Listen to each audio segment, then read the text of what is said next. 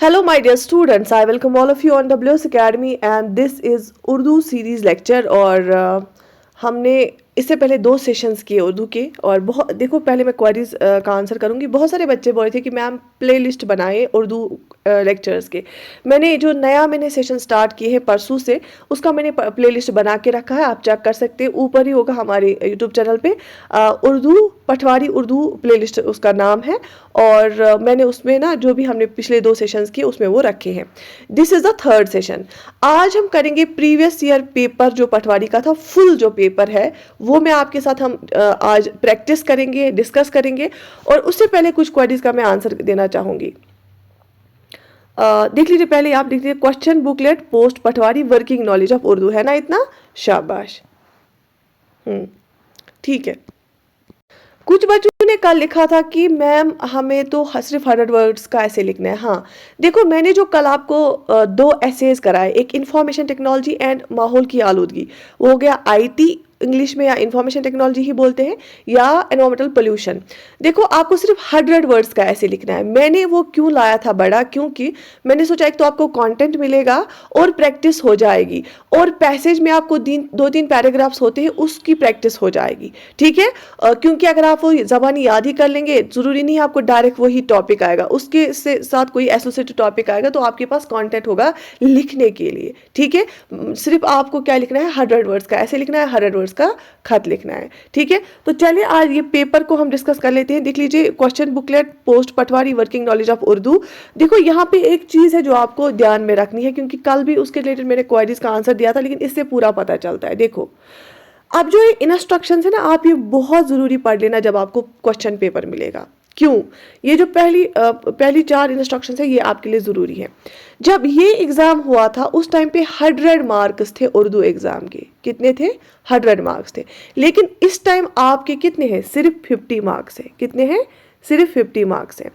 ये जो 100 मार्क्स वाला एग्जाम हुआ था, इसमें 50 थे रीडिंग सेक्शन में, पैसेज में, और 50 थे राइटिंग सेक्शन में मार्क्स. ठीक है, लेकिन आपका जो 50 मार्क्स वाला एग्जाम होने वाला है, आपको सिर्फ 20 मार्क्स है पैसेज के और 30 मार्क्स है राइटिंग के. ठीक है, अब ये उस टाइम पे जो एग्जाम होता है इसके 2 आवर्स ड्यूरेशन थी, इसके 2 घंटे थे एग्जाम पेपर को कंप्लीट करने के. लेकिन आपको सिर्फ 50 मार्क्स है, आपको सिर्फ 1 आवर में कंप्लीट करना है. ठीक है बच्चा लोग, शाबाश.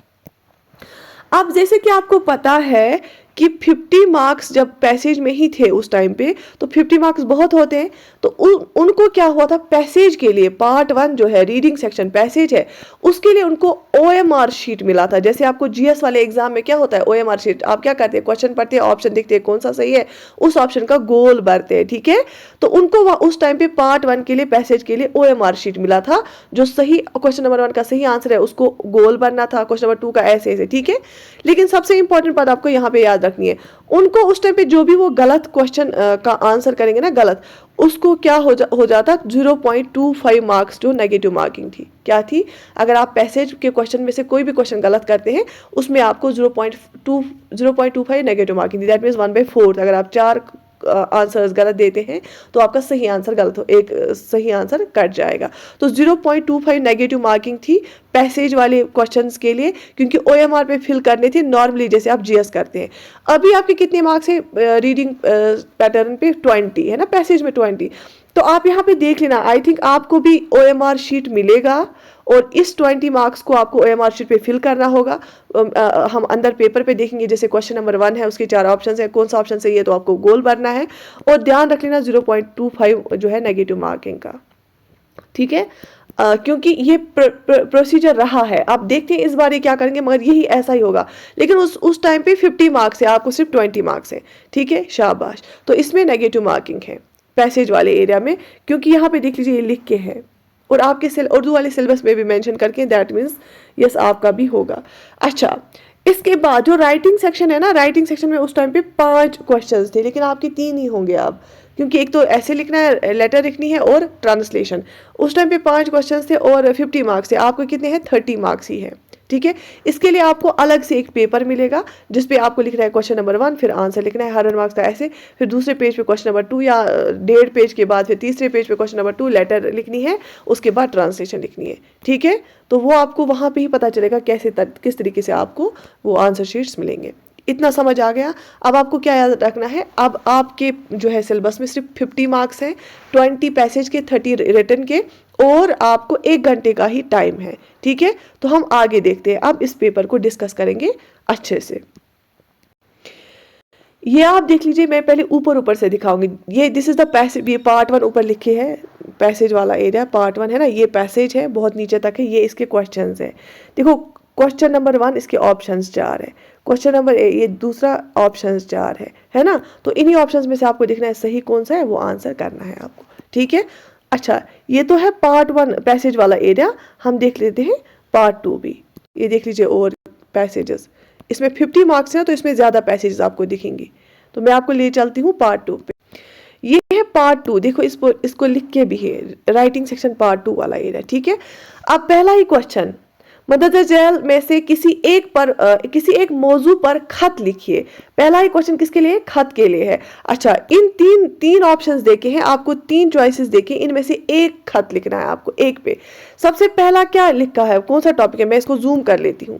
ٹھیک ہے, اوکے, دیکھو, تعلیم کو عام کرنے کی مہم میں شرکت کے تاثرات بیان کرتے ہوئے اپنے دوست کے نام خط لکھے. سب سے پہلا کیا آپشن ہے یہاں پہ کہ آپ کو جیسے ایجوکیشن اویئرنیس کوئی موومنٹ سٹارٹ ہوئی, آپ نے اس میں پارٹیسپیٹ کیا, اور اب آپ کے کیا خیالات ہیں وہ آپ کو بیان کرنے ہیں ایک خط میں, اور وہ خط کس کے نام بھیجنا ہے, دوست کو بھیجنا ہے.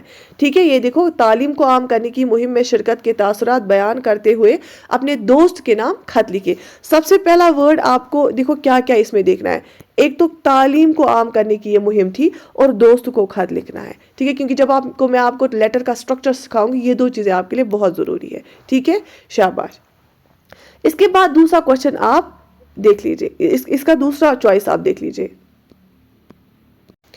دوسرا ہے کہ آپ کے تعلیمی ادارے میں منعقدہ سائنس نمائش کی خصوصیات بیان کرتے ہوئے والدین کے نام خط لکھیے.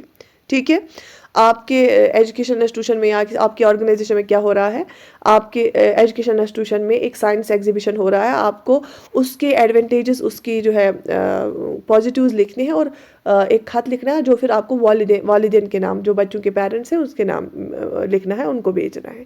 ٹھیک ہے, آپ کے تعلیمی ادارے میں منعقدہ سائنس نمائش کی خصوصیات بیان کرتے ہوئے والدین کے نام خط لکھے. یہ دوسرا چوائس ہے یہاں پہ. ٹھیک ہے, شاباش.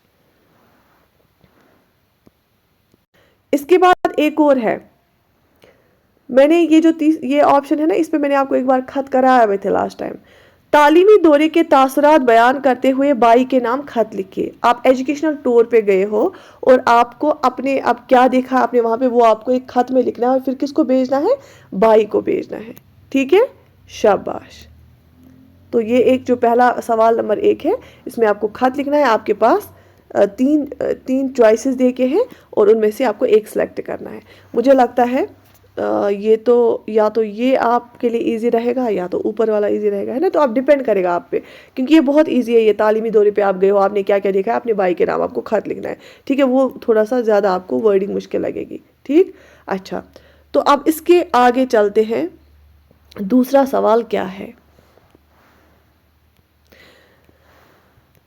ذیل کے اردو اقتباس کا انگریزی میں ترجمہ کیجئے. Translation from Urdu to English آپ کو کرنا ہے. ٹھیک ہے, یہ آپ کو دیکھے ہیں, اقتباس اس کو بولتے ہیں, یہ آپ کو دیکھیں, اس کو آپ کو ٹرانسلیٹ کرنا ہے. لیکن دیکھو, آپ کو ڈرنا نہیں ہے. یہاں پہ میں نے آپ کو بار بار بتایا, ان کو جو ہے نا, ان کوشچنز تو آپ کو بالکل یہی ہوں گے, اور جیسے خط ہے, اس کو صرف 100 ورڈز میں آپ کو لکھنا ہے. تو وہ بڑی بات نہیں ہے, بس اسٹرکچر میں آپ کو سکھاؤں گی, وہ آپ کو سیکھنا ہے.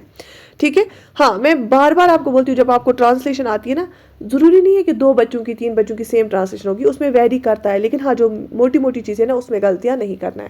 تو ہم یہ ٹرانسلیشن بھی پڑھتے ہیں. پہلے ہم پارٹ 2 ہی کمپلیٹ کریں گے, پھر پارٹ 1 جو ہے اس کے پھر پیسج کے کوشچن آنسر دیکھیں گے. ٹھیک ہے, شاباش. اس کو پڑھ لیتے ہیں. نوجوان آنے والے کل کی امید ہے. بیسکلی یوتھ پہ یہ جو دیا گیا نا ٹرانسلیشن, یوتھ پہ دیا گیا ہے. یوتھ کو کیا کیا کرنا چاہے, یوتھ کیسا ہونا چاہے, اس پہ دیا گیا ہے. ٹھیک ہے, وہ قوم کی زیادہ چاق و چوبند طبقات میں سے ایک ہیں, اور اس طرح سے ان سے بلند توقعات ہے, ایکسپیکٹیشنز بہت ہے. اچھا, درست انداز فکر اور صلاحیت کے ساتھ نوجوان قوم کی ترقی میں اہم کردار ادا کر کے اسے آگے لے جا سکتے ہیں. ٹھیک ہے. ہر نسل اپنے الگ خیالات اور آرائے ساتھ لاتی ہے اور معاشرے کی ترقی و ترویج میں حصہ لیتی ہے. وقت کے ساتھ انسانی ذہن اور دانشمندی میں ترقی آئی ہے. ٹھیک ہے. یہاں تک ٹھیک ہے. آج لوگ کسی حد تک بے اطمینانی کا شکار ہے. تو آپ کو یہ جو پیسج آپ دیکھو گے نا، اس میں یہ جو آپ اقتباس دیکھو گے جب آپ اس کو پڑھو گے، اس میں اوورآل یہی آپ کو نچوڑ آئے گا کہ یوتھ کے بارے میں، یوتھ کو کیسا ہونا چاہیے، آج کل کیوں انگزائٹی ہوتی ہے، آج کل یوتھ کم سمے میں زیادہ کچھ حاصل کرنا چاہتا ہے، تو اسی کو آپ کو ٹرانسلیٹ کرنا ہے. ٹھیک ہے. بلا شبہ آج کے نوجوانوں کے پاس قابلیت ہے، لیکن یہ بھی بیکلی اور بے اطمینانی سے دو چار ہے. آج کا نوجوان سیکھنے اور نئی چیزوں کی تلاش میں دلچسپی رکھتا ہے. اب جب کہ وہ اپنے بزرگوں سے مشورہ لینا تو پسند کریں گے، لیکن وہ نہیں چاہتے کہ ہر قدم پر ان کی رہنمائی کریں. یہاں تک کلیئر ہے؟ شاباش. آج کی نوجوان نسل مختلف چیزوں کے حصول میں اتنی جلد بازی سے کام لیتے ہیں اور اس کے فوری نتائج حاصل کرنے کی دھن میں وہ اپنے انتخاب کردہ راستے کو خوبیوں اور خامیوں پر توجہ نہیں دیتی. ٹھیک ہے. تمام شعبہ زندگی میں ترقی کے باوجود جرائم کی شرح بھی دن بدن اضافہ ہو رہا ہے. مطلب کرائمز کی جو ریٹ ہے وہ انکریز ہو رہی ہے. جرائم میں اضافہ کی سب سے اہم وجہ تعلیم سے دوری، بے روزگاری اور مسابقت ہے. دیکھو کبھی کیا ہوتا ہے، آپ کے پاس ٹائم وہاں کم ہے، لیکن اگر آپ کو ایسا بھی لگے گا نا، اس سے آپ کو بہت سارے ورڈز پتہ چلیں گے. اگر آپ کو کچھ لکھنا نہیں آتا ہے تو اس سے بھی آپ دیکھو کتنے سارے آپ کو اس میں بھی ہیں. ٹھیک ہے. اچھا،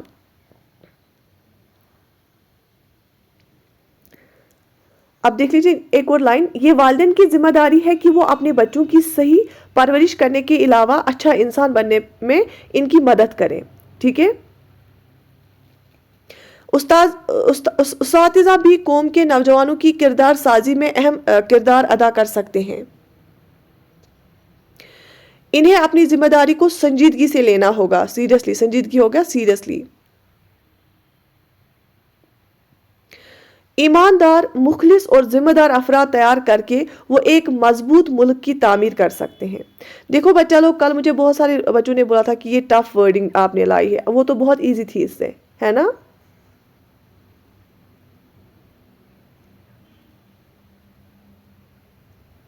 ہندوستانی آبادی کا تقریباً 65% حصہ نوجوان پر مشتمل ہے.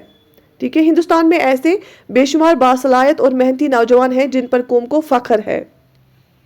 ہندوستان کی نوجوان نسل کافی پرجوش ہے، اور چاہے وہ سائنس، ٹیکنالوجی یا اسپورٹس کا میدان ہو، ان میں نئی چیزوں کے سیکھنے کے آرزو مند ہے.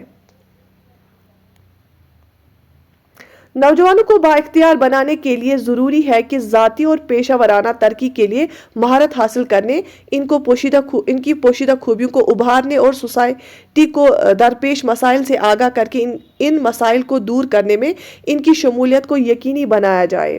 نوجوانوں کو چاہیے کہ وہ ملک کی ترقی و ترویج میں سرگرم حصہ لیں. جب ملک کے نوجوان اپنی مہارتوں اور صلاحیتوں کا بھرپور استعمال کریں گے تو یقینی طور قوم ترقی کرے گی، اور ملک، دیکھو قوم جہاں پہ آئے گی وہ گی آتا ہے اس کے ساتھ، ترقی کرے گی اور ملک آگے بڑھے گا اور دنیا بھر میں اس کا نام ہوگا. ایک قوم جو اپنے نوجوانوں پر توجہ مرکوز کرتی ہے اور مختلف اقدامات اور پروگراموں کے ذریعے انہیں بااختیار بناتی ہے، صحیح سمت میں آگے بڑھتی ہے. ہندوستان میں بھی مضبوط اور ذہین نوجوان کی تعمیر و ترقی کی طرف کام کیا جا رہا ہے. ٹھیک ہے. تو یہ تھا، آپ کو اس کی ٹرانسلیشن کرنی ہے اردو سے انگلش. ٹھیک ہے. شاباش. اب شکر کرو اس میں اردو سے انگلش ٹرانسلیشن آئے، کیونکہ اردو آپ کے سامنے ہے، انگلش آپ کو آئے گا لکھنا. ٹھیک ہے. اگر انگلش ہوتا اور اردو میں ٹرانسلیشن کرنا ہوتا، وہ بھی اس آپشن ہے سلیبس میں لکھا ہے، وائس ورسا. تو شکر ایسا پرے کرو کہ وہاں اردو ہو اور آپ کو انگلش ٹرانسلیشن کرنی ہو، وہ ایزی ہے آپ کے لیے. بٹ اگر انگلش ہو، آپ کو اردو میں لکھنا پڑے گا، تو وہ کچھ اسٹوڈنٹس کے لیے ٹف بن سکتا ہے. ٹھیک ہے. میں آپ کو بہت ساری ٹرانسلیشنز کراؤں گی، آپ پریشان نہیں ہو. ٹھیک. اوکے. شاباش. تو آگے دیکھتے ہیں ایسے رائٹنگ. ایسے رائٹنگ میں آپ دیکھو ایک اور کوشچن یہاں پہ، ایسے رائٹنگ. مدرجہ ذیل موضوعات میں سے کسی ایک پر 300 الفاظ پر مشتمل مضمون لکھیں، لیکن آپ کو کس میں ہوگا؟ آپ کو صرف 100 ورڈز کا ہی لکھنا ہے، ٹھیک ہے؟ اور سوشل ریلیونس پہ خط بھی آیا تھا، اور یہ بھی سوشل ریلیونس پہ ہی ہوگا۔ بچہ مزدوری کے نقصانات اور اس کی روک تھام، چائلڈ لیبر، ٹھیک ہے؟ چائلڈ لیبر جو ہے نا، اس پہ آیا ہے مضمون، یہ بھی سوسائٹی کا ایک ہے۔ تعلیم نسواں کی ضرورت اور اہمیت، میں نے آپ کو یہ کرایا بھی اور بار بار بولتی ہوں، تعلیم نسواں یاد کر لینا، سیدھے یاد، میں آپ کو کنٹینٹ دوں گی، سیدھے یاد کر کے جاؤ، ٹھیک ہے؟ میں آپ کو تقریباً 10-15 ایسے کا کانٹینٹ ہی دوں گی، وہ یاد کر لو آپ، اس میں سے کوئی نہ کوئی آ جائے گا، ٹھیک ہے؟ بچہ مزدوری کے نقصانات اور ان کی روک تھام، تعلیم نسواں کی ضرورت و اہمیت، تعلیم نسواں کی ضرورت اور اہمیت، ضرورت کیوں ہے عورتوں کو تعلیم دینا، اور اہمیت کیا ہے، اس کی امپورٹنس کیا ہے؟ ملک کی ترقی میں قومی یکجہتی کا رول، یونٹی، کنٹری میں کیوں یونٹی ہونی چاہیے، ٹھیک ہے؟ ملک کی ترقی میں قومی یکجہتی کا رول، ٹھیک ہے؟ Importance of unity in countries development, ٹھیک ہے؟ شاباش۔ تو ان میں سے آپ کو ایک ایسے لکھنا ہے، تو آپ کو وہاں پہ چوائس 3 ہوگی، اور آپ کو ایک ایسے ان میں سے چوز کرنا ہے، لیکن آپ کو بہت شارٹ 100 ورڈز کا لکھنا ہے، ٹھیک ہے؟ اور جس بھی بچے کو چاہتا ہے وہ پریکٹس کرے، اور ٹیسٹ پیپر اس کو بالکل ایگزام جیسا ملے، اور وہ گھر پہ 1 گھنٹے میں اس کو کمپلیٹ کرنے کی کوشش کرے گا، تو وہ ہماری جو ہے نا اردو اسپیشل ایک بیچ ہے، اس میں جڑ جاؤ، وہاں پہ آپ کو ٹیسٹ سیریز ملے گی، اور بہت سارے لیکچرز بھی ملیں گے، اور ٹیسٹ سیریز بھی ملیں گی، 5 ٹیسٹس میں وہاں پہ پرووائڈ کروں گی، کیونکہ آلریڈی بچے ہیں بیچ میں، تو ہم نے سوچا الگ وہ جو ہے اس کو نہیں لانچ کیا جائے، اور پھر چیک کرنے والے کو بھی پھر چیک بھی کرنا ہے ان کو ایک ایک کر کے، ٹھیک ہے؟ شاباش۔ تو اب آپ کو سمجھ آیا یہاں تک، ایسے تک؟ اب جیسے کہ آپ کو پتا ہے اس ٹائم پہ مارکس جو ہے ویٹیج زیادہ تھی، اس کے بعد ذیل کے الفاظ کو جملوں میں استعمال کیجئے، اس میں بھی اس ٹائم پہ یہ سلیبس میں ہوگا کہ ان کو یہ جو وہاں سے دیکھے ہیں نا الفاظ، ان کو سینٹنس میں استعمال کرنا ہے۔ میں نے بہت سارے لیکچرز اس پہ بھی دیے ہیں، لیکن آپ کو سلیبس میں یہ نہیں ہے، یہ دیکھیے ذوق، گٹائے، تعلیم، ٹھیک ہے؟ یہ آپ کو ویسے سلیبس میں نہیں ہے، اس کو چھوڑ دو۔ اب یہاں پہ انگلش بھی ہے پیسے، جس کو ٹرانسلیٹ کرنا ہے اردو میں، لیکن آپ کو یا آ سکتا ہے 5 مارکس چھوٹی 2، ایک اردو ایک انگلش، یا آپ کو ایک ہی آ سکتی ہے اردو یا انگلش، ٹھیک ہے؟ تو آپ کو زیادہ ٹینشن لینے کی ضرورت نہیں ہے، پھر بھی میں پڑھ لیتی ہوں یہ passage. Non violence has several aspects, it involves non injury in thought, word and deed. We know that we should not kill anyone or hit anyone. We may be able to develop control over ourselves so that we do not physically harm anyone. But we are quite careless when it comes to non-violence in words. It is said that the tongue is sharper than a sword. A sword wound may heal, but wound of someone's words breaking our heart might not.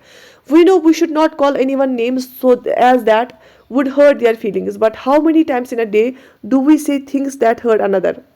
If we listen to ourselves throughout the day, we will find that when others make a mistake, we imply that they are stupid or foolish. When others reply incorrectly, we make them feel embarrassed or inferior. When people make mistakes, they feel bad enough already, but we add insult to injury by pointing out their flaws, and rudely too. Most of our violent words result from our trying to boost our own pride and make ourselves look superior, but in the process we hurt so many people's feelings. We must weigh our words carefully. Often we use sarcasm to try to be funny. We try to be seem intelligent and witty, but we do so that at the expense of someone else's feelings. Some people feel that they can get the best of others or being forceful, harsh and critical, yet quite the opposite is true. We can be more persuasive using the power of love and gentleness.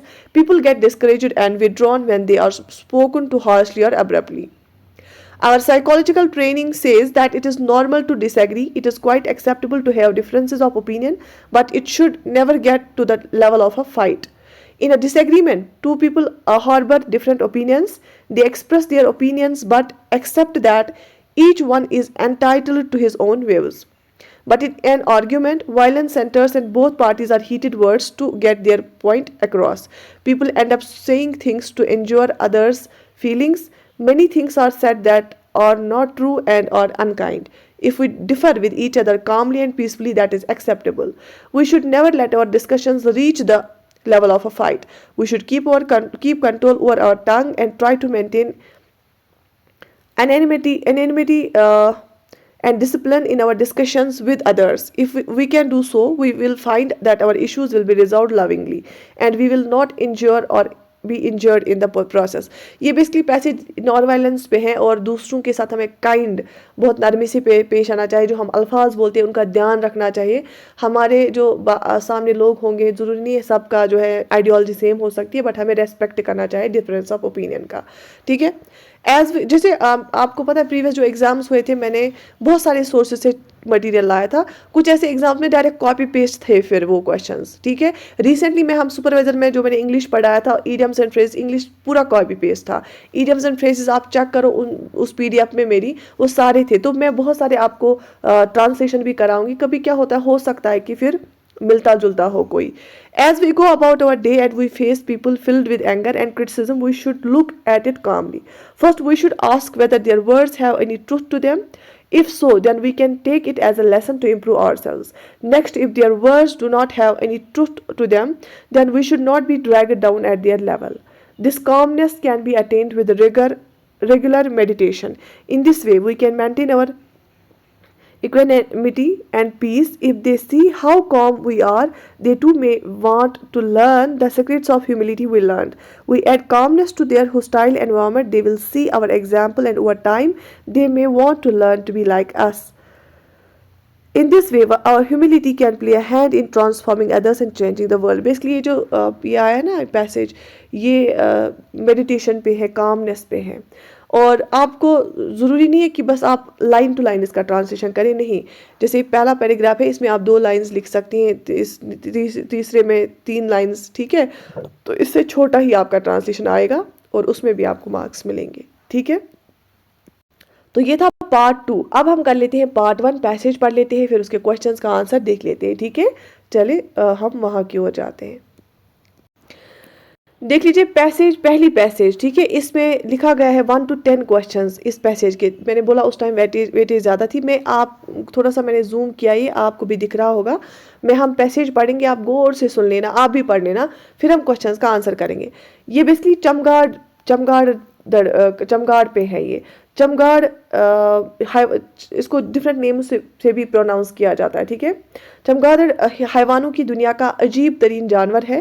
دودھ پلانے والے جانوروں میں چمگادڑ ہی ایک ایسا جانور ہے جو ہوا میں اڑتا ہے. چمگادڑ گرم سیر خطے میں پایا جاتا ہے. چمگادڑ کا شمار شبینہ جانوروں میں ہوتا ہے, یعنی یہ رات کو جاگتا ہے اور رات کو ہی اپنی غذا تلاش کرتا ہے اور اپنا پیٹ بھرتا ہے. دن میں یہ اونچے اونچے درختوں اور عمارتوں کے کھنڈروں میں الٹے لٹک کر آرام کرتے ہیں. چمگادڑ کا پنکھ کھال کے ہوتے ہیں جن پر روئیں ہوتے ہیں. اگلے پیر کچھ لمبے اور پچھلے پیر بنسبت قدرے مضبوط, لیکن پچھلے پیر چھوٹے اور مڑے ہوئے ہوتے ہیں جن کی مدد سے درختوں پر الٹے لٹکے رہتے ہیں. چمگادڑ کی سب سے حیرت انگیز چیز ان کا سونار نظام ہے. ٹھیک ہے, جس کی وجہ سے گہرے اندھیروں میں بھی دیواروں سے ٹکرائے بغیر اڑتا رہتا ہے. چمگادڑ آواز کی لہروں سے مشابہ لہریں خارج کرتا ہے جس کی فریکوینسی 1,00,000 سائیکل فی سیکنڈ ہوتی ہے, جبکہ اس کے برعکس انسان 20,000 فی سیکنڈ فریکوینسیز تک کی لہروں کو سن سکتا ہے. چمگادڑ کی خارج کردہ لہریں جب باز گشت کی طرح جب ٹھوس چیزوں سے ٹکرا کر واپس لوٹتی ہیں تو وہ ان لہروں کو اپنے خاص اعضاء کے ذریعے پتہ لگا لیتا ہے کہ وہ چیز کس جگہ اور کس نوعیت کی ہے. چمگادڑ کے اسی سونار نظام کی بنیاد پر آبدوز جہاز بنائے. قدرت کا یہ کتنا حیرت انگیز اور تعجب خیز کارنامہ ہے کہ الٹراسونک لہروں کو پکڑنے کی طاقتور سونار نظام سے آراستہ ایک چمگادڑ کا وزن مشکل سے چند 100 گرام ہے, جبکہ اس کے بنائے ہوئے سونار نظام کا وزن سینکڑوں کلو گرام ہوتا ہے. ٹھیک ہے, تو یہ تھی پیسج, اور میں اب کویشچنز پڑھوں گی. آپ کو میں پھر سے 1 منٹ کے لیے اوپر سے نیچے کروں گی, سو دیٹ کہ آپ کو کمنٹس میں ہر ایک بچہ کمنٹ میں آنسر لکھے گا. ٹھیک ہے, شاباش. چاہے اوپر 10 بچوں نے آنسر لکھا ہوگا, لیکن آپ پارٹیسپیٹ ضرور کریں گے. آپ یہ پڑھ لیجئے, پھر سے میں اوپر کر رہی ہوں اس کو.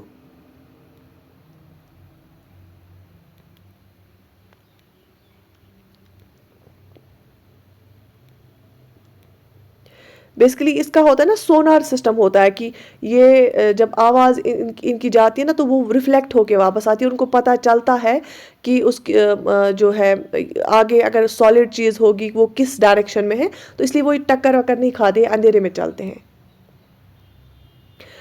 क्वेश्चन नंबर 1 है, चमगादड़ रात को जागता है और दिन में, ऑप्शन ए, चमगादड़ रात को जागता है और दिन में भागता है।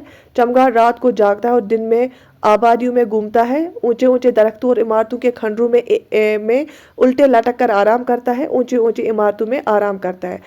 कितना इजी है पैसेज को करना, है ना, बहुत इजी है। आपको एक तो मिनिमम मार्क्स भी यहाँ से हासिल करोगे जो इसके लिए चाहिए, और इसके साथ साथ आपको ये कोशिश करनी है इसमें से बहुत मार्क्स हासिल करना, पैसेज में से। क्यों? क्योंकि बहुत इजी, आपको सिर्फ आप आंसर तो आपके सामने है, आपको उसको सिलेक्ट करना है ना। तो ऑब्वियसली यहाँ पे कौन सा आंसर है? ऑब्वियसली ऑप्शन सी, ऊंचे ऊंचे दरख्तों और इमारतों के खंडरों में उल्टे लटक कर आराम करता है। This is the right answer. ठीक है, तो ऐसी है क्वेश्चन नंबर 2। चमगादड़ के जिस्म में बिजली की लहरें होती हैं, निज़ाम सोती है, निज़ाम शमसी है, सोनार निज़ाम है। ऑब्वियसली क्या पढ़ा हमने अभी? चमगादड़ के जिस्म में क्या है? ऑप्शन डी, सोनार निज़ाम है। कितना इजी है ये करना, बहुत ज़्यादा इजी है। तभी तो मैं बोल रही हूँ थोड़े दिन हम प्रैक्टिस करेंगे ना, आपको बहुत इजी लगेगा। शाबाश। इसके बाद चमगादड़ के पंख, ऑप्शन ए, फिरके होते हैं जिन पर रुइयां होती हैं, हड्डी के होते हैं जिन पर रुइयां होती है, खाल के होते हैं जिन पर रुइयां होती है, मुड़े हुए और कांटेदार होती हैं। ऑब्वियसली हमने पढ़ा चमगादड़ के पंख खाल के होते हैं जिन पर रुइयां होती हैं। ठीक है, ओके, सो ऑप्शन सी है यहाँ पे आंसर होगा। चमगादड़ के जिस्म से निकलने वाले लहरों की फ्रीक्वेंसी 10 लाख साइकिल्स फी सेकंड होती है, 1 लाख साइकिल्स फी सेकंड होती है, 10,000 साइकिल्स फी सेकंड होती है, 2 लाख साइकिल्स फी सेकंड होती है। अगर आपको यहाँ पे कुछ कंफ्यूजन रहा होगा तो हम यहाँ पे चले जाते हैं। क्या लिखा था यहाँ पे? जिसकी फ्रीक्वेंसी 1 लाख साइकिल्स फी सेकंड होती है ना, यहाँ पे लिखा है, देखो मैं दिखाऊंगी यहाँ पे, जिसकी फ्रीक्वेंसी 1 लाख साइकिल फी सेकंड होता है। ठीक है ना, अब फिर क्या आएगा यहाँ पे आंसर? 1 लाख साइकिल फी सेकंड। देखो यहाँ पे ये मार्क इसने किया है गलत, ये आएगा इसका answer option B, 1 lakh cycle फी सेकंड। ठीक है, इसका नेगेटिव मार्किंग ध्यान रख लेना। बाज गश्त से मुराद क्या है? आवाज का वापस कर लौट कर आना, आवाज का दूर तक जाना, सरगोशी करना, आवाज का न आना। बाज गश्त हो गया, आवाज रिफ्लेक्ट होके वापस आती है, आवाज का वापस लौट कर आना। Option A is the right answer here. ठीक है, शाबाश। छठा क्वेश्चन, चमगादड़ अपने जिस्म से, ऑप्शन ए, आवाज की लहरों से मुशाबा लहरें खारिज करता है, रोशनी की लहरों से मुशाबा लहरें खारिज करता है, गर्म हवा खारिज करता है, जहरीली शाये खारिज करता है। तो इसका सही आंसर ए रहेगा, आवाज की लहरों से मुशाबा लहरें, सिमिलर लहरें खारिज करता है। ठीक है, ओके। क्वेश्चन नंबर 7, चमगादड़ कहाँ पाया जाता है? चमगादड़ गर्म सेर खत्ते में पाया जाता है, चमगादड़ सर्द खत्ते में पाया जाता है, पर बर्फानी खत्ते में पाया जाता है, पानी में पाया जाता है। ऑब्वियसली पहली ही लाइन लिखी थी, चमगादड़ से गर्म सेर खत्ते में पाया जाता है। ठीक है, शाबाश। अच्छा, 8th क्वेश्चन, चमगादड़ के पैरों की बनावट कैसी होती है और किसकी मदद से लटकता है? चमगादड़ के पिछले पैर कुछ लंबे और कदरे मजबूत, अगले पैर छोटे और मुड़े हुए होते हैं। चमगादड़ के अगले पैर कुछ लंबे, कदरे मजबूत, पिछले पैर छोटे और मुड़े हुए होते हैं, जिनकी मदद से दरख्तों पर उल्टे लटके रहते हैं। चमगादड़ के अगले और पिछले पैर कुछ लंबे, कदरे मजबूत और मुड़े हुए होते हैं। चमगादड़ के सिर्फ पिछले पैर मजबूत और मुड़े हुए होते हैं। साथ साथ कमेंट्स में आंसर कर लेना। ठीक है, देखो फिर से हम चले जाते हैं पैसेज पे। देखो यहाँ पे लिख के हैं पैरों का,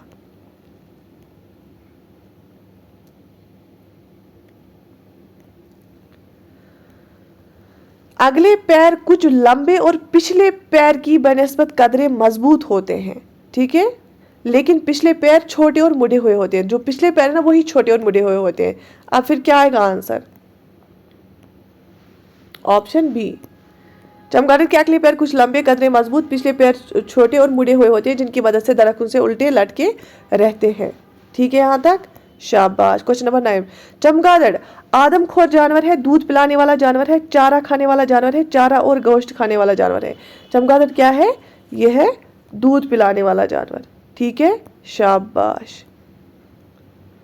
ओके, ये भी लिख लेना, कुछ फायदा हो रहा है इनका सेशंस का।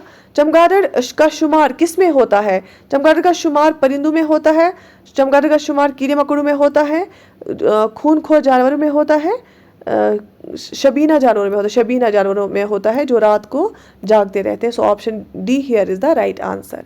ठीक है, शाबाश। तो इस पैसेज के थे 10 क्वेश्चंस।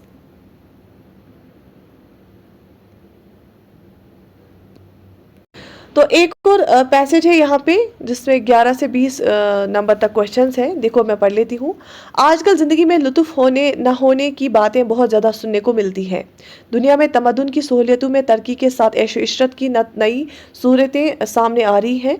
मौजूदा तरक्कियों में से कबल ज़िंदगी में तफरी और लुत्फ़ अंदोज़ के ज़राया बहुत महदूद थी, लिमिट में थी। ठीक है, लेकिन अब सैर व तफरी और खेल तमाशे की सहूलतें जगह जगह दस्तियाब हैं। पिछले ज़माने में रक़्स और मौसीकी की महफ़िलें खाल खाल मिलती थीं, लेकिन अब इसका रिवाज आम और ऐसी महफ़िलें जगह जगह नज़र आती हैं। सहूलतें इतनी ज़्यादा हो गई हैं कि अब ज़िंदगी का हर काम आसान नज़र आता है।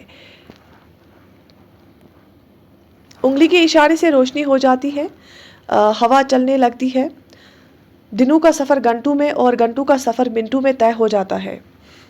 इतनी सारी सहूलियतों के बावजूद इंसान को ज़िंदगी में लुत्फ़ की कमी और सुख चैन न होने की शिकायत है। हर शख्स खुद को किसी न किसी परेशानी का शिकार और खुद को तन्हा महसूस कर रहा है।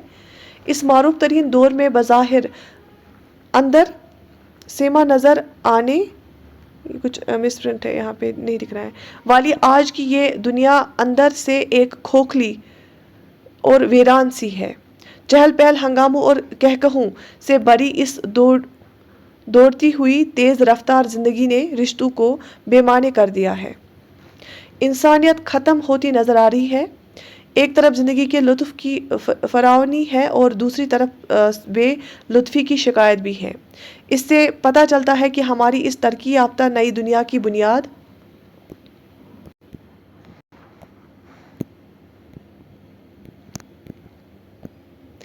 में कहीं कोई ईंट टेढ़ी रख दी गई है, जिसके सबब तमद्दुन की इतनी शानदार इमारत डोल रही है और हमें इसकी ख़त्म हो जाने का खौफ है। मालूम होता है कि नई दुनिया बनाने वालों ने से कोई बुनियादी भूल हो गई है। नतीजा ये है कि ऊपर से मुतमईन और ठीक ठाक नज़र आने वाला आज का इंसान अंदर से दुखी और बेचैन है। ठीक है, समझ आई ये पैसेज आपको? चले अब आप क्वेश्चन देखते हैं। 11 क्वेश्चन, सहूलियतों की ज्यादती से क्या हो गया है? जिंदगी का हर काम मरहला वार हो गया है, जिंदगी का हर काम मुश्किल हो गया है, जिंदगी का हर काम आसान हो गया है, जिंदगी का हर काम मुंतशिर हो गया है। सो ऑप्शन सी, जिंदगी का हर काम आसान हो गया है। मौजूदा दौर में सैर तफरी और खेल तमाशे की क्या सूरत हाल है? सैर तफरी और खेल तमाशे की सहूलियतें बंद हैं, कहीं कहीं सैर तफरी और खेल तमाशे की सहूलियतें दस्तियाब हैं। सैर तफरी और खेल तमाशे का नामो निशान नहीं। सैर तफरी और खेल तमाशे की सहूलियतें जगह जगह दस्तियाब है। सो ऑप्शन डी यहाँ पे सही आंसर है। क्या? सैर तफरी और खेल तमाशे की सहूलियतें जगह जगह दस्तियाब हैं। ठीक है, शाबाश। मौजूदा सहूलियतों से सफ़र कैसे तय हो रहा है? दिनों का सफ़र हफ्तों में और हफ्तों का सफ़र महीनों में तय हो रहा है? नहीं। सफ़र पलक झपकते ही तय हो जाता है? नहीं। दिनों का सफ़र घंटों में और घंटों का सफ़र मिनटों में तय हो जाता है? बिल्कुल, यही सही आंसर है, ऑप्शन सी। लुत्फ़ की फरावनी के बावजूद क्या शिकायत है? मज़ीद खुशी न मिलने की शिकायत है, दौलत के न होने की शिकायत है, लुत्फ़ की फरावनी है तो दूसरी तरफ बेलुत्फ़ी की शिकायत है, सरोसरमानी की शिकायत है? नहीं, ऑप्शन सी यहाँ पे सही आंसर है। सारे बच्चे ना कमेंट सेक्शन में आंसर लिख लेना आप।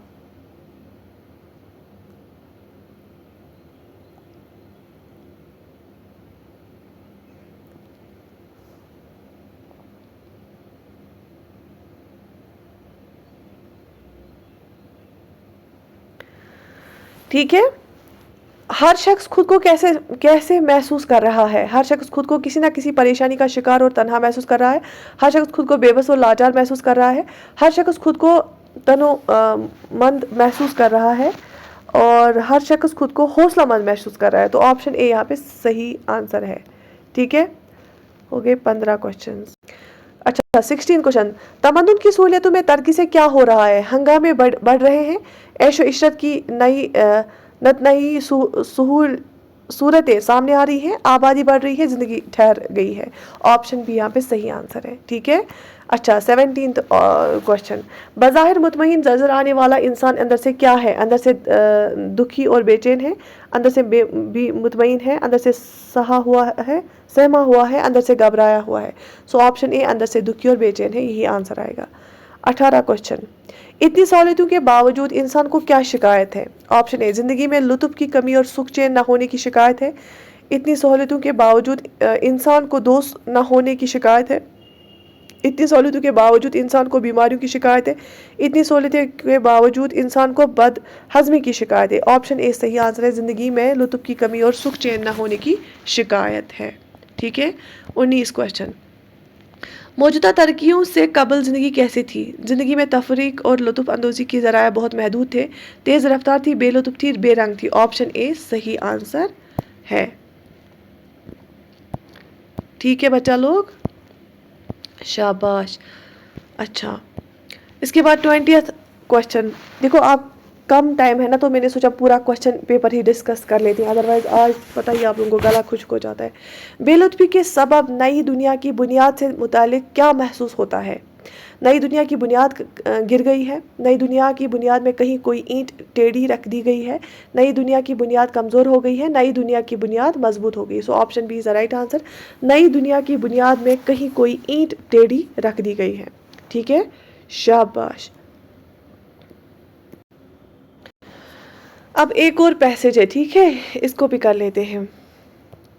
ڈاکٹر عبد القادر سروری جس زمانے میں سٹی ہائی اسکول کے طالب علم تھے، اس وقت سید محمد اعظم اسکول کے پرنسپل تھے. پرنسپل صاحب اپنی خوش پوشی اور انگریزی تقریر اور تحریر کے لیے کافی مشہور تھے. سروری صاحب بھی انگریزی میں دلچسپی رکھتے تھے اور ان کی انگریزی دانی کا ایک خاص معیار تھا، جس کی وجہ سے وہ تمام لڑکوں میں مشہور تھے. یہی شہرت ڈاکٹر محی الدین قادری زور اور عبد القادر سروری کی ملاقات کا سبب بنی. سبب ہو گیا ریزن بنی. ٹھیک ہے. ان دونوں کی پہلی ملاقات مدرسہ مفید النام کے سامنے ہوئی. اس کے بعد دونوں نے میٹرک، انٹر، بی اے اور ایم اے کے امتحانات ساتھ ساتھ دینے کے علاوہ اقامت خانوں میں بھی ایک ساتھ رہے. ڈاکٹر زور کو ادب کے ساتھ تاریخ سے بھی لگاؤ تھا، وہ شعر بھی کہتے تھے. انگریزی اور اردو کے مشہور ادیبوں کے اقوال جمع کرنا ان کا پسندیدہ مشغلہ تھا، مطلب ہابی تھی. ڈاکٹر زور نے اپنی پہلی تصنیف روح تنقید ایم اے کی طالب علمی کے دوران میں لکھا، پہلی کتاب جو اس نے لکھی تھی. اس کے بعد آپ نے تنقیدی مقالات، طلسم تقدیر اور 3 شعر اسی طالب علمی کے دوران میں لکھی. ایم اے میں کامیابی کے بعد زور صاحب کو لندن میں تعلیم پانے کا وظیفہ ملا. 3 برس تک لندن میں زیر تعلیم رہے. لندن سے واپسی کے بعد عثمانیہ یونیورسٹی میں درس و تدریس سے وابستہ ہوئے. یہاں آپ کی ملاقات پروفیسر عبد المجید صدیقی، پروفیسر نصیر الدین ہاشمی اور عبد القادر سروری سے ہوئی. عثمانیہ یونیورسٹی کے علاوہ وہ میسور یونیورسٹی اور کشمیر یونیورسٹی میں ڈاکٹر عبد القادر سروری اور ڈاکٹر محی الدین قادری زور دونوں نے 12 سال تک ایک ساتھ کام کیا. عثمانیہ یونیورسٹی میں ملازمت کے دوران آپ نے حیدرآباد میں ادارہ ادبیات اور اردو قائم کیا. اس ادارے میں کئی نادر و نایاب کتابیں اور علمی نوادر جمع کیے گئے. اس ادارے کے سبب حیدرآباد ہی میں نہیں بلکہ دکن میں اردو ادب کا کافی فروغ ملا، مطلب کافی سپریڈ ہوا. کئی قابل نوجوان ادیبوں اور شاعروں کو ادبی دنیا میں روشناس کرایا. حقیقی کام کرنے والوں کو फेलोशिप का आगाज़ किया। ठीक है, बहुत ही खूबसूरत एक पैसेज था। अच्छा, इसके क्वेश्चन। अब्दुल कादिर सरवरी तालिब इल्मों में किस लिए मशहूर थे? खुश लिबासी के लिए तालिब इल्मों में मशहूर थे, तकरीर व तहरीर के लिए मशहूर थे, फ़ारसी और अरबी दानी के लिए मशहूर थे, इनकी अंग्रेज़ी दानी के एक ख़ास मयार के लिए तालिब इल्मों में अंग्रेज़ी में दिलचस्पी और मशहूर थे।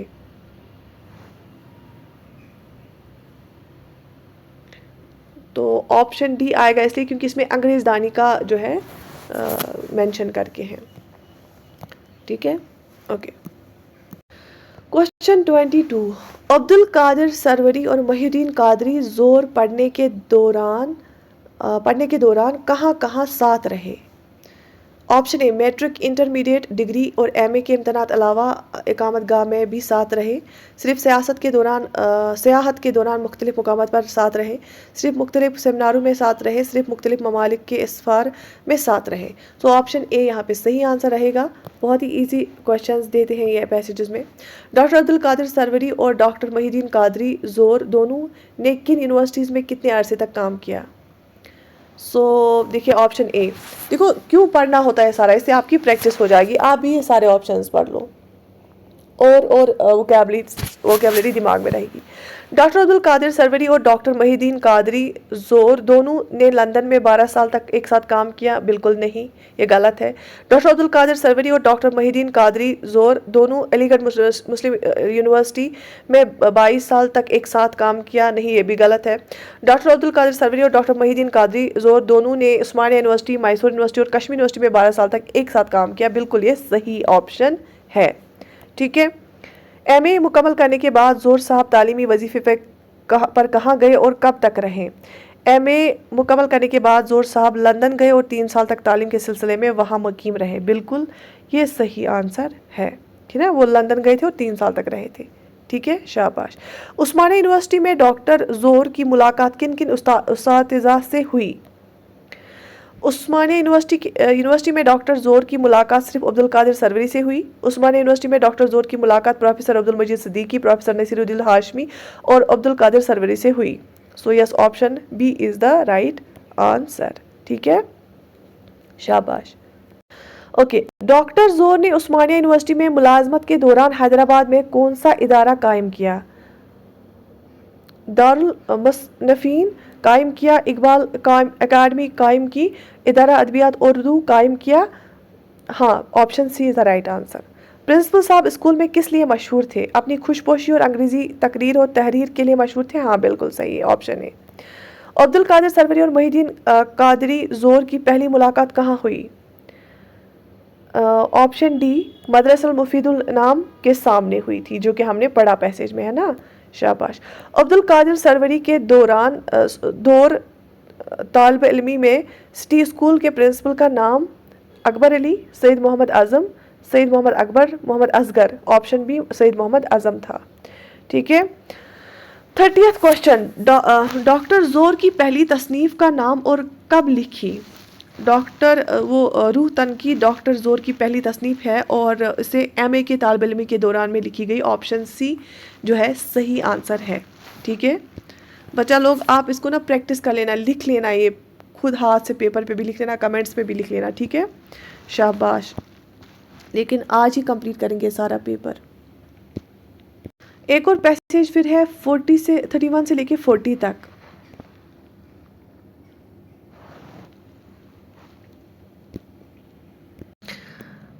ये जो पैसेज है इसको भी थोड़ा पढ़ लेते हैं। आपको मैं पीडीएफ जो है शेयर करूंगी टेलीग्राम ग्रुप में, आप इसको वहाँ पे भी पढ़ सकते हैं और फिर मुझे आंसर कर सकते हैं कमेंट्स में। कसीदा, गज़ल, मसनवी, मरसिया और रुबाई उर्दू शायरी के चंद मारूफ असनाफ हैं।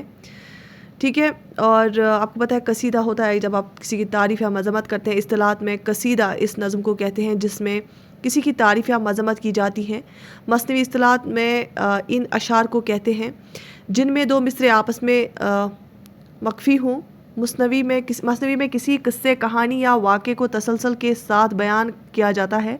मरसिए के लफ्ज़ी माने मातम या रोना है। इस्तिलाह में किसी मरहूम की याद में लिखी जाने वाली नज़म को मरसिया कहते हैं। मरसिए अमूमन मसदस की हैयत میں لکھے جاتے ہیں۔ مرثیے دو قسم کے ہوتے ہیں، اول کربلائی مرثیہ اور دوم شخصی مرثیہ۔ کربلائی مرثیہ میں حضرت امام حسین اور اہل بیت کی شہادت کے واقعات کو درد انگیز انداز میں بیان کیے جاتے ہیں۔ شخصی مرثیے میں کسی وفات پانے والے کی اوصاف بیان کیے جاتے ہیں۔ رباعی لفظ ربع سے مشتق ہے جس کے معنی چار کے ہیں۔ اصطلاح میں رباعی اس نظم کو کہتے ہیں جو چار مصرعوں پر مشتمل ہوتی ہے۔ رباعی کا پہلا، دوسرا اور چوتھا مصرع ہم قافیہ اور ہم ردیف ہوتا ہے، جبکہ تیسرا مصرع ردیف اور قافیہ کا پابند نہیں ہوتا۔ رباعی میں چوتھا مصرع حاصل کلام ہوتا ہے۔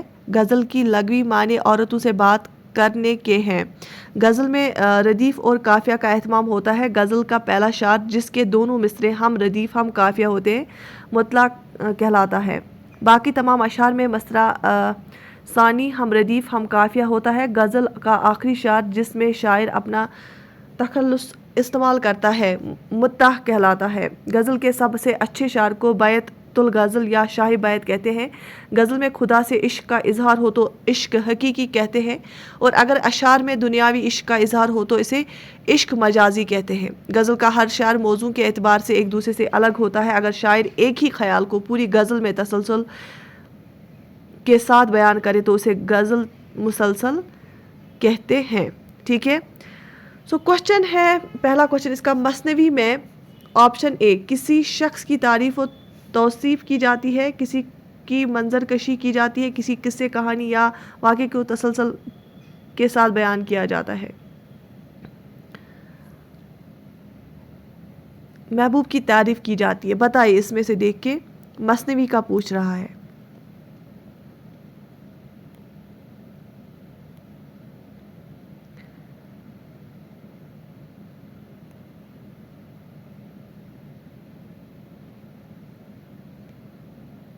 So the right answer is option A. ٹھیک ہے،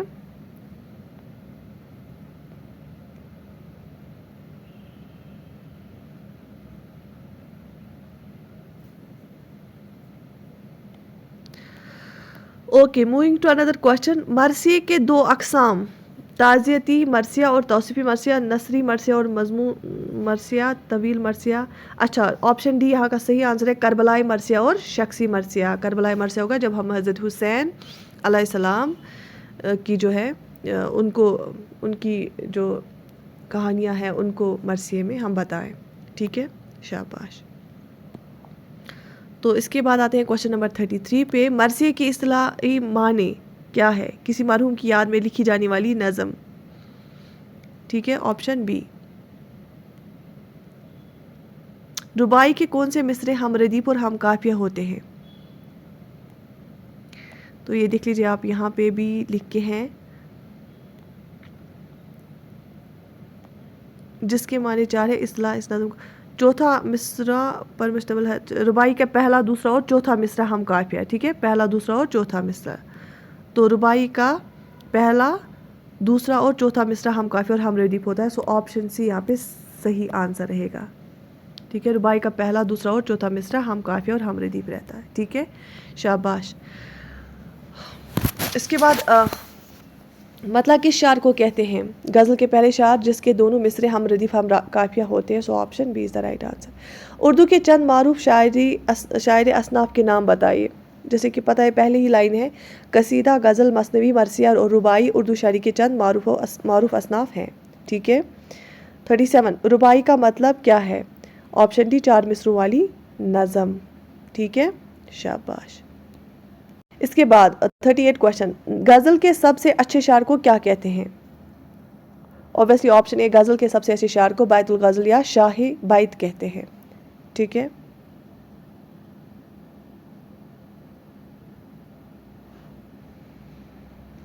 اوکے۔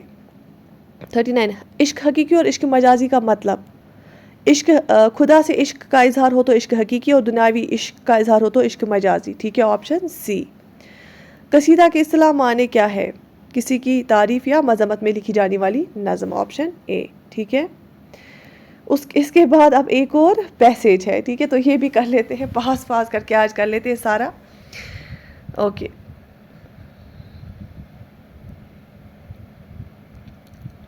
تو پڑھ لیتے ہیں یہ والی پیسیج بھی. موجودہ دور کے غیر سیاسی آدمیوں میں سب سے زیادہ شہرت ہنری فورڈ کو حاصل ہے، جس کی موٹر کاریں دنیا بھر میں اس کے نام کا ڈانکا بجاتی پھرتی رہی ہیں.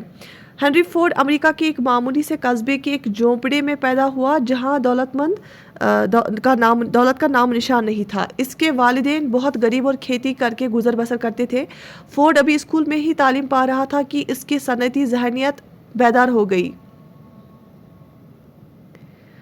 اس نے باپ سے چلنے والی ایک مشین کا مشاہدہ کرنے کے بعد صنعتی تعلیم حاصل کرنے کا عزم کر لیا. 17 سال کی عمر میں اپنی قابلیت کی بنیاد پر ایک دکھانی کشتی بنائی. 1883 عیسوی میں پہلی مرتبہ امریکہ میں موٹر کار بنائی گئی جو مٹی کے تیل سے چلتی تھی.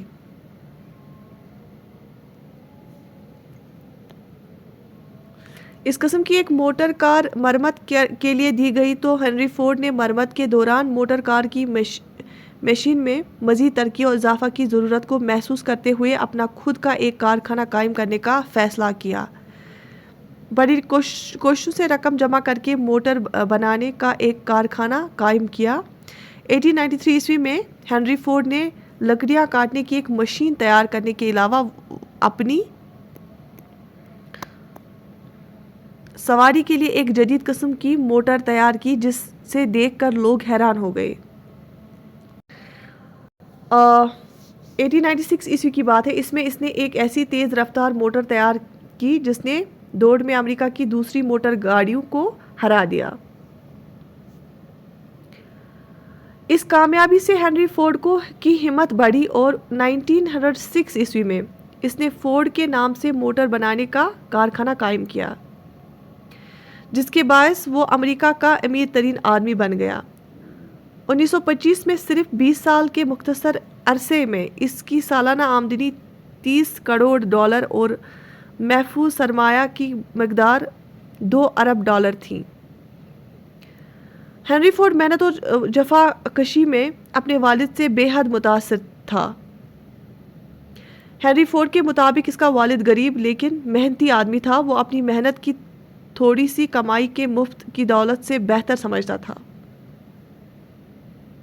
اس نے ہنری فورڈ کے فطری رجحان کو معمول کر کے اس کے ذوق فطرت کے مطابق تعلیم دی اور کام پر لگا، جس کے سبب وہ آگے چل کر اتنا بڑا اور کامیاب صنعت کار بنا. اب اس کے کوشچنز دیکھ لیتے ہیں. غیر سیاسی لوگوں میں کسے زیادہ شہرت حاصل ہے؟ ہنری فورڈ کو حاصل ہے. آپشن اے اس کا صحیح آنسر ہے. ٹھیک ہے. امریکہ میں پہلی موٹر کب تیار کی گئی اور اس کا ایندھن کیا تھا؟ 1883 عیسوی میں پہلی مرتبہ امریکہ میں موٹر کار بنائی گئی اور اس کا ایندھن مٹی کا تیل تھا، جیسے کہ ہم نے پڑھا. اوکے. ہنری فورڈ کا والد فطرتاً کیسا آدمی تھا؟ غریب لیکن محنتی آدمی تھا. آپشن بھی صحیح ہے. کس وجہ سے ہنری فورڈ دنیا بھر میں مشہور ہیں؟ موٹر کاروں کی ایجاد کے لیے دنیا بھر میں مشہور ہیں. ٹھیک ہے. شاباش. 1893 عیسوی میں ہنری فورڈ نے کیا ایجاد کیا؟ لکڑیاں کاٹنے کی مشین ایجاد کی. ہنری فورڈ کو اس کے والد نے کس قسم کی تعلیم دی اور اس کا نتیجہ کیا ہوا؟ ہنری فورڈ کو اس کے ذوق و فطرت کے مطابق تعلیم دی اور کام پر لگایا، جس کے سبب وہ بڑا اور کامیاب صنعت کار بنا. 1925 عیسوی میں ہنری فورڈ کی آمدنی کتنی تھی؟ $30 کروڑ تھے نا اس پہ لکھ کے، تو 35 اس کے زیادہ نزدیک ہے، تو $35 crore. Option a is the basically اس میں آپشن تھوڑا غلط دیے گئے ہیں نا. اوکے. 17 سال کی عمر میں ہنری فورڈ نے کیا تیار کیا؟ اس نے موٹر بوٹ بنائی. محنت و جفاکشی میں ہنری فورڈ کس سے متاثر تھا؟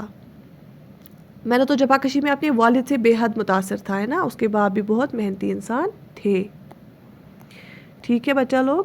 1906 عیسوی میں ہنری فورڈ کی زندگی میں کس کے لیے اہم تھا؟ इस साल फोर्ड के नाम से मोटर बनाने का कारखाना कायम किया गया। So option A is the right answer, ठीक है। तो मैंने अपना जो है पूरा एफर्ट दिया आपको के साथ ये पेपर डिस्कस करने में और आपको पता ही आजकल रोज़े हैं और इंसान को थोड़ा सा मैं उतना हाई ट्यून में नहीं बोल पाई, बट मुझे उम्मीद है आपको ये पेपर जो है पटवारी का पेपर पूरा समझ आया होगा, कैसे क्वेश्चंस आते हैं, कैसे ऑप्शंस होते हैं, कैसे 2 पार्ट्स होते हैं, ठीक है। अब इस पेपर में और आपके पेपर में फ़र्क सिर्फ इतना है, ये 100 मार्क्स का पेपर था टोटल और आपका जो पेपर है वो सिर्फ 50 मार्क्स का होगा। इसमें 2 घंटे का टाइम था, आपके पेपर में 1 घंटे का टाइम होगा और बाकी सारा सेम है। और आपको क्या करना है, 100 वर्ड्स का ऐसे और 100 वर्ड्स का जो है ख़त लिखना है और ट्रांसलेशन के लिए भी आपके पास 10 मार्क्स है और पैसेज में सिर्फ 20 मार्क्स हैं, ठीक है। तो कमेंट सेक्शन में ज़रूर लिखना कि इससे आपको कितना फ़ायदा मिला और कैसा लगा आपको आज का इस सेशन, ठीक है। बाकी मेरी दुआएं हमेशा आप लोगों के साथ है। मैं पूरी कोशिश करूंगी आपको ज़्यादा से ज़्यादा प्रैक्टिस कराने की। इंशाल्लाह मैं कल एक और प्रैक्टिस सेशन लेके आऊँगी। जिसको भी हमारे बैच में जुड़ना चाहता है, जो भी वो जुड़ सकता है। उसमें मैं आपको पेपर दूंगी, 5 पेपर्स, जैसे आपका फाइनल एग्ज़ाम होगा उसी तरह से, ठीक है। तो बाकी take very good care of your self और WS अकेडमी की ऐप डाउनलोड करो, फिर वहाँ पे जाके रजिस्टर करो अगर आप जुड़ना चाहते हैं। उर्दू स्पेशल बैच भी है वहाँ पे, उसमें अगर आप जुड़ना चाहते हैं, ठीक है। तो वहाँ पे ही आपको टेस्ट पेपर्स भी मिलेंगे। तो I wish you all the best. अल्लाह हाफिज़।